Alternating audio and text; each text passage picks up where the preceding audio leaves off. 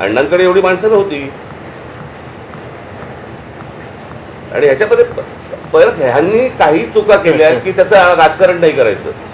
आणि हे जेव्हा विरोधी पक्षात जातात त्यावेळेला सगळ्या गोष्टींचं राजकारण करणार. पण शरद पवार काल पंतप्रधानांना भेटले, त्याला जंतर मंतर म्हणतात. तेच आहे की त्यांनी तुम्हाला काही कल्पना दिली आहे का? कारण नाही, मला असं वाटतं विषयाला आता फाटे फोडण्याची आवश्यकता नाहीये. आम्ही सगळेजण आम्ही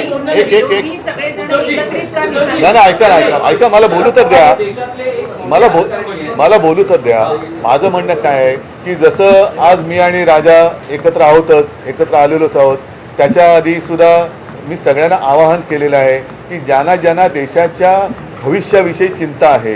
म्हणजे मी तिकडे गेल्यानंतर सगळे भाषिक तिकडे होते, सर्व धर्मीय तिकडे होते, हिंदू होते, मुसलमान होते, सगळे होते. आता ज्यांना देशाचं, कारण हा देश जर का आपला आहे तर देशाच्या भविष्याची ज्यांना चिंता आहे त्यांनी पंतप्रधानांना भेटून त्यांची एक चिंता व्यक्त केली असेल तर मला माहिती नाही. तर त्यांनी मुलांना भेटायचं, ते परवा तिकडे गेले होते. पंतप्रधानांनी आता मुलांना भेटण्याची गरज आहे. आणि नुसतंच असं जर का ढकलम गाडी चालणार असेल तर काय उपयोग नाहीये.